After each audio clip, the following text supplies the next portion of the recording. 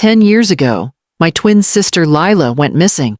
Everyone said she was gone for good, but yesterday, I saw her face in my bathroom mirror. She wasn't just staring at me. She was mouthing the words, "Help me. I'm still here." I froze. My heart started racing. I thought I was losing my mind. But when I wiped the steam off the mirror, her face was still there. Same eyes. Same scar under the lip. Same look of fear. I screamed her name, but she didn't move. Her lips kept repeating those words again and again. "Help me. I'm still here." I ran out of the bathroom shaking, my knees about to give out. I hadn't heard her voice in 10 years, and yet I felt her right there, closer than ever. That's when I knew I couldn't ignore it anymore. Something was inside this house. Something I had buried, along with her memory. Before I tell you what I found behind that mirror, I need you to understand who we were and what happened the day she disappeared. If you love stories that keep you on the edge until the last second, make sure to subscribe and comment below where you're watching from. My name is Nora Halden. I'm 42 years old, and I live in the same small house I grew up in, the same house where my twin sister, Lila, vanished without a trace. Every corner of this place feels like it's frozen in time. Her old sneakers are still by the back door. Her favorite record still sits on the player. Sometimes when the wind blows through the hallway, it sounds like her laughter drifting back to me. People in town stopped asking about her years ago. They gave up, but I never really did. I just learned how to keep living with the questions. I work as an art teacher at the elementary school. The kids think I'm patient and kind, but the truth is, I hide my sadness behind a smile every single day.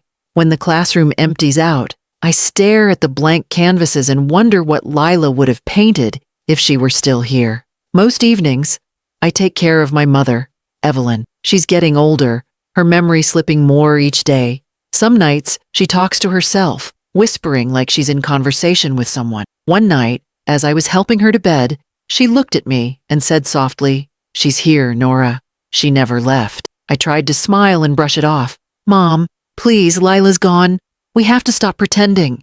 But she just stared past me with this strange calm and whispered, "Then why is she calling your name?" I didn't know what to say. For years, I'd blamed her fading mind for things like that. But that night, when I turned off the lights, I could have sworn I heard humming from the bathroom, the same lullaby Lila used to sing before we fell asleep as kids.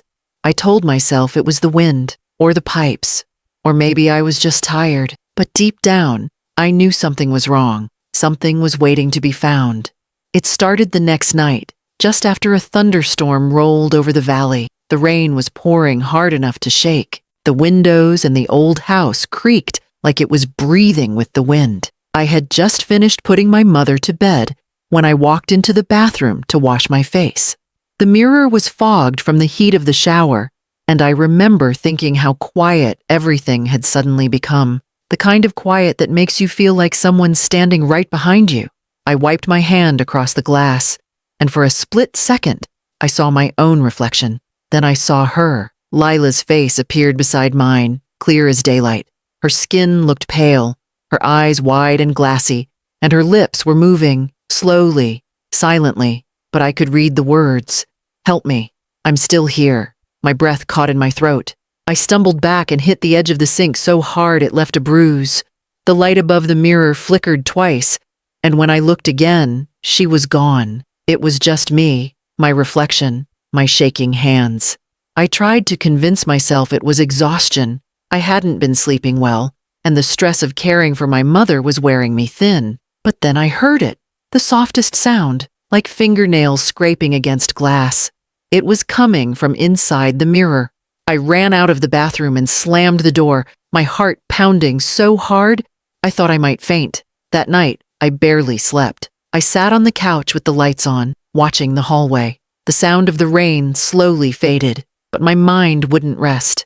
Every time I closed my eyes, I saw her face again. Lila, my twin, my best friend, gone for 10 years, and now she was showing up in a mirror like a trapped ghost. I tried to think logically. Maybe I was having a breakdown. Maybe grief had finally turned into something worse. But then I thought about my mother's words. "She's here. She never left." Maybe this wasn't about my mind. Maybe this was about her. By the next morning, I had almost convinced myself it didn't happen. I went through my normal routine, made breakfast for Mom, took her medication out, and opened the curtains to let the light in. Everything looked normal, ordinary, until I saw it. The mirror again, faintly fogged, even though no one had used the shower. Across the glass, written in the mist, were 3 shaky words. "Help me, Nora." My hands went cold. I called out, "Lila? Lila, is that you?" My voice cracked, and I waited for something, anything, to happen. The message slowly disappeared as the fog cleared, leaving the glass perfectly clean. I felt dizzy. I grabbed my phone and called Pastor Raymond, the only person who'd stayed close to our family after Lila vanished. He came by that afternoon. His presence always brought a strange calm, but that day, his eyes looked uneasy the moment he stepped inside. I told him everything about the reflection, the words, the humming at night. He listened quietly, his hands folded together. When I finished, he said in a low voice, "Nora, some mirrors aren't for seeing, they're for trapping." I frowned. "Trapping what?" He hesitated, then said, "Not what? Who?" I laughed nervously and shook my head. "You think my sister's trapped in a mirror?" He sighed. "Not exactly, but sometimes when a person's soul can't rest, it looks for the closest reflection of itself. That's usually the one it loves most." His words sent a chill through me. I didn't believe in ghosts, but the fear in his eyes was real. Before he left, he placed a small wooden cross on the bathroom door and told me to keep it closed at night. That night, I couldn't resist. I stood outside the bathroom door for almost an hour, listening. At first, it was silent. Then, around 3 a.m., I heard it again, the faint, steady sound of scratching coming from inside the wall behind the mirror. My skin prickled. I turned on my phone's camera, pressed record, and slowly opened the door. The bathroom light flickered on, weak and yellow. Nothing looked strange at first, but when I placed the phone on the counter and stood still, I heard it again. Scratch, scratch, scratch, like something trying to claw its way out. I whispered, "Lila, if that's you, give me a sign." The mirror fogged instantly. No heat, no steam, just a sudden layer of mist covering the glass. My reflection disappeared beneath it, and new words formed slowly, like invisible fingers tracing them into the fog. "You're not who you think you are." I froze. My knees went weak. I reached out to touch the words, but the moment my fingertips brushed the glass, the fog vanished, leaving me staring at myself again. I didn't scream this time. I just stood there, my chest tight, tears stinging my eyes. What did that mean? Why would Lila say that? I checked the video recording from my phone. The sound was clear, the same scratching, and right before the fog appeared, a faint voice whispered my name. It wasn't Lila's voice as I remembered it. It was mine. I turned off the phone, locked the bathroom door, and sat in the hallway until morning light came through the window. I couldn't shake the feeling that something had shifted. The reflection, the message, the voice, it all pointed to something deeper, something I wasn't ready to face. For years, I had lived with grief, but that night, I realized this wasn't grief anymore. This was a message, and whatever it meant, I knew one thing for Lila was reaching out, and she was trying to tell me the truth. I just had no idea how terrifying that truth was going to be. I woke up the next morning with a dull ache behind my eyes, like I hadn't slept at all. The first thing I did was walk straight to the bathroom. The mirror looked normal again, clean, clear, and harmless. But I couldn't forget the words that had appeared in the fog. "You're not who you think you are." They echoed in my mind like a warning I couldn't ignore. I tried to go about my morning as if nothing had happened, but I kept glancing toward the bathroom door, waiting for something else to happen. Every sound made me jump, the creak of the floor, the ticking of the clock, even the wind pressing against the window. By noon, I couldn't stand it anymore. I stood in front of the mirror again, staring at my own reflection, searching for something, anything that didn't belong. My reflection looked back at me like it always did, but something about it felt wrong. My eyes looked hollow. My face seemed unfamiliar, like I was looking at a stranger who just happened to wear my skin. I pressed my hand to the mirror, half expecting to feel warmth, but instead, it was cool and damp, as if something was breathing on the other side. That's when I noticed a faint humming sound, soft but steady. It wasn't coming from the pipes. It was coming from behind the wall. I leaned closer and heard it more clearly. It was the same tune my sister used to hum when we were kids, the one that helped me fall asleep when I was scared of the dark. My chest tightened. My mouth went dry. I whispered, "Lila?" The humming stopped. For a full minute, everything went silent. Then came the faint sound of tapping. 3 slow knocks from inside the wall. That was the moment I decided I had to see what was back there, no matter what it took. I ran to the garage and grabbed a hammer, a flashlight, and a small crowbar. My hands were shaking so badly I almost dropped them. When I returned to the bathroom, I hesitated for just a second before pulling the mirror off the wall. It came loose with a sharp crack, revealing a large square of discolored wallpaper underneath. The wall looked swollen, like the plaster had warped from water damage, but when I knocked on it, it sounded hollow. I knew then there was space behind it. I took the hammer and hit the wall once. The sound echoed through the house like thunder. Plaster dust fell around me as I hit it again and again until a hole appeared. The smell that came out was damp and old, like rotting wood and mildew.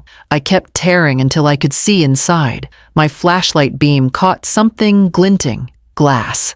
Lots of it. I pushed my hand through the hole and felt sharp edges. I pulled out a piece. It was a shard of a broken mirror. When I aimed the flashlight inside again, my heart nearly stopped. The small, hidden space behind the wall was filled with broken mirror shards, all arranged in a circle like some strange nest. Scattered between them were photographs, old family photos. I reached in and picked one up. It was of Lila and me as children, standing in front of our house. But someone had scratched my face out of it completely. I grabbed another. Same thing. My face was slashed out with something sharp. There were at least a dozen photos like that, all defaced in the same way. My stomach turned. At the bottom of the pile, I found something small and silver. It was a locket, dirty and covered in dust. But when I wiped it clean, I saw an engraving for the one who stayed. I opened it, expecting to see pictures of both of us inside, but there was only one, a baby photo. The name written beneath it wasn't Nora, it was Lila. For a few seconds I couldn't breathe. My pulse hammered in my ears. "No," I whispered, "that's not right." I looked at the photo again, comparing it to my own childhood pictures. It looked like me, or at least the person I thought was me. My voice trembled. "That's me. That's my picture. Why does it say Lila?" Behind me, I heard footsteps. My mother stood in the doorway, her frail hand gripping the frame for support. Her eyes were wide, and her lips trembled. "Mom," I said, my voice shaking, "why are there pictures of me scratched out? Why does this locket say Lila?" She looked at me for a long moment, her eyes full of something between fear and sorrow. Then she whispered, "You shouldn't have opened it. Tell me what this means," I shouted. "Why are my pictures like this? Why does it say I'm Lila?" Tears filled her eyes as she slowly stepped into the bathroom. "No, sweetheart," she said softly. "You're not Lila. You're the one we found." Her words hit me like a wave. I felt the room tilt, the air thick around me. "What are you talking about?" I asked, my voice cracking. "What do you mean, the one you found?" She covered her mouth, her shoulders shaking. "You were both in that car. You were both hurt, but when we found you, you didn't remember who you were. You kept calling yourself Nora, and I couldn't correct you. I couldn't lose you, too." I backed away from her, my legs trembling. "That's not true. I am Nora. I've always been Nora." But even as I said it, something deep inside me cracked open. Memories flickered at the edge of my mind. Hospital lights, people crying, the sound of someone saying, "She's gone." I had spent years grieving my sister, but what if I was grieving myself? The hammer slipped from my hand and clattered to the floor. My mother's crying grew louder as I stared at the hole in the wall. The mirror shards seemed to shimmer in the light, and for a brief moment I saw it again, Lila's reflection, watching me from the darkness behind the wall. She didn't look angry this time, she just looked sad. That was when I realized the truth wasn't haunting me. It was waiting for me to see it, and now that I had, there was no turning back. The air in the bathroom thick, almost impossible to breathe. My mother stood in front of me, her shoulders trembling as tears streamed down her face.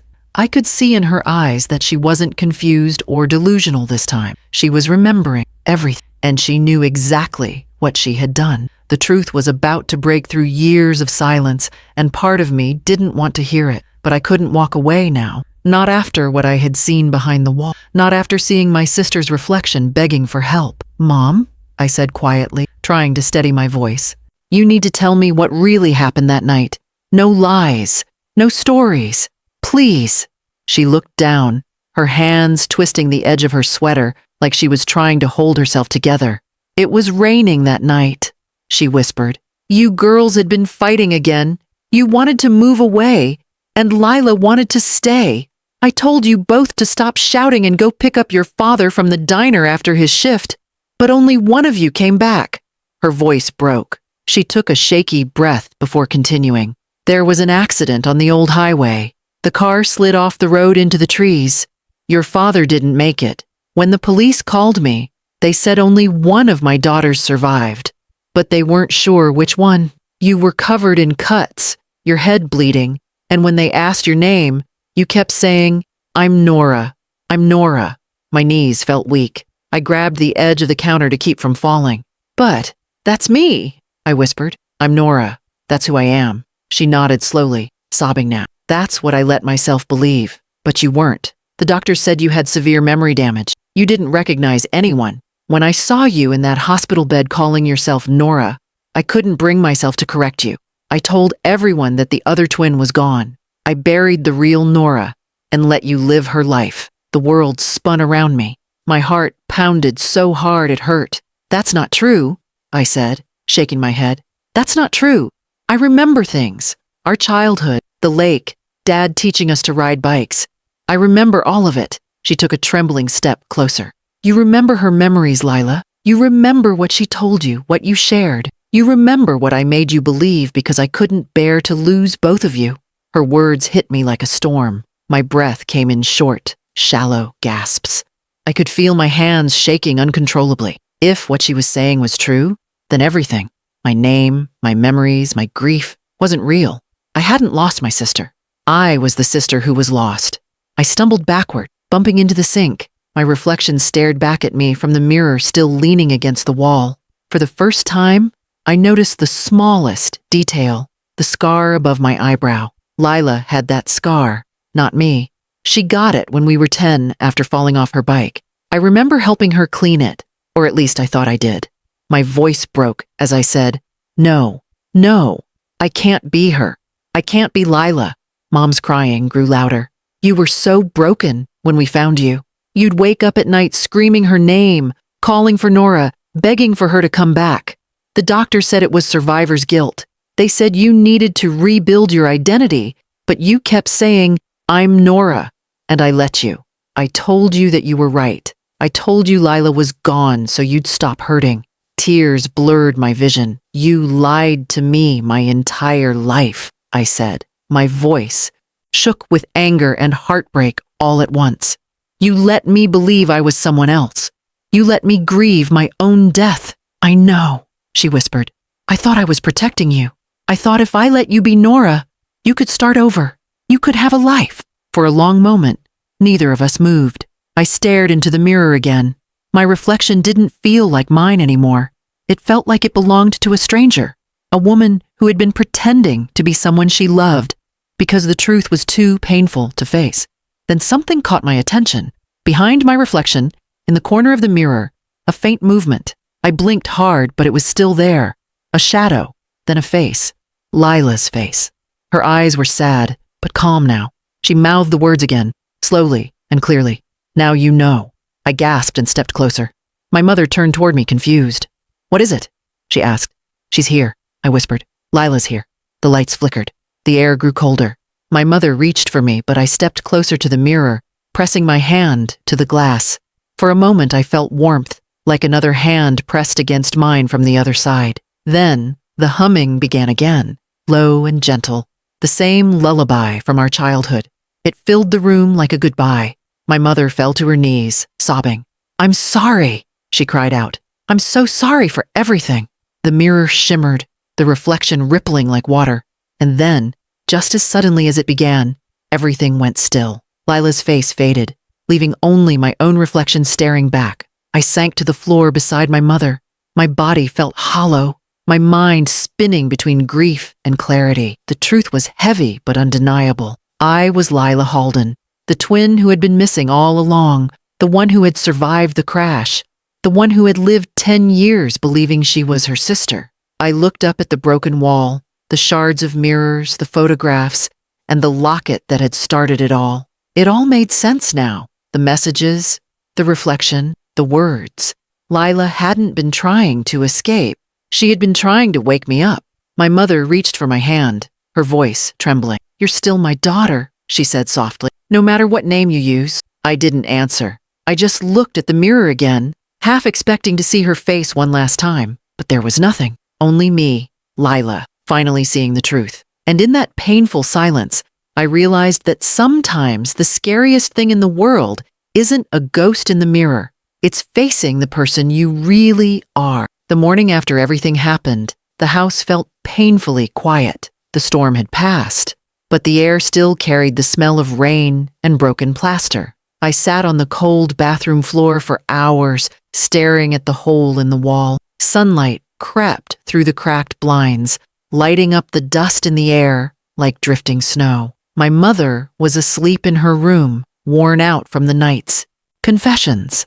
And I finally had time to think about everything. Who I was, what I had learned, and what it meant to keep living when your entire identity had just been rewritten. I thought about all the years I had spent grieving my sister. Every birthday, every anniversary, every night I lit a candle for her. I'd built my whole life around her memory, not realizing that the person I was mourning had always been me.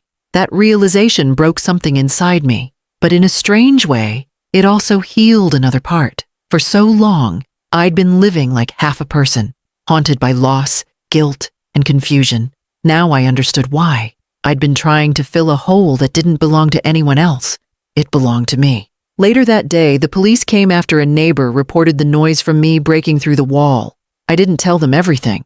I just said I found some old family belongings and that the wall had water damage. They left after making sure we were okay, but one of the officers paused at the doorway and said, "You look like you've seen a ghost." I smiled faintly and replied, "Something like that." After they left, I decided to clean the bathroom. The mirror was still leaning against the wall, cracked in one corner but otherwise intact. For a long time, I didn't want to touch it, but then I remembered the reflection I had seen. Lila's face, the messages, the fog. It didn't feel like something evil or supernatural anymore. It felt like a bridge between who I was and who I used to be. So I picked up the mirror, wiped away the dust, and hung it back in its place. As I looked at my reflection, I didn't see a stranger this time. I saw both of us, Lila and Nora, woven together in the same face. For years, I thought mirrors only showed what was real, but now I know they show what we believe is real. I had believed I was Nora for so long that I became her,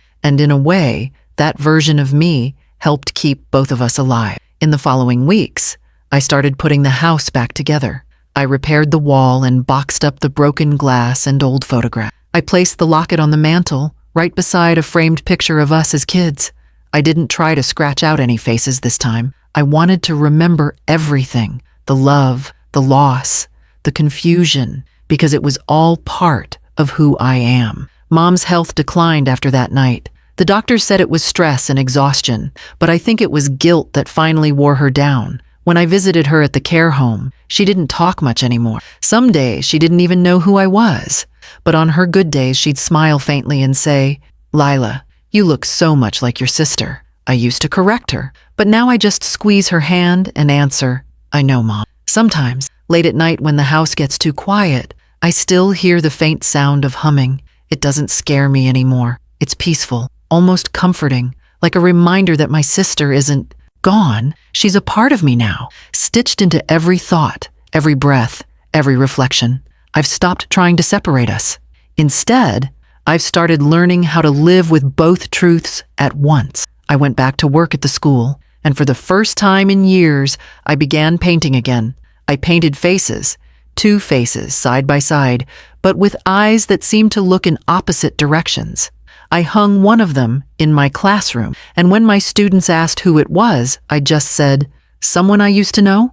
One evening, after a long day, I caught my reflection in that same old bathroom mirror.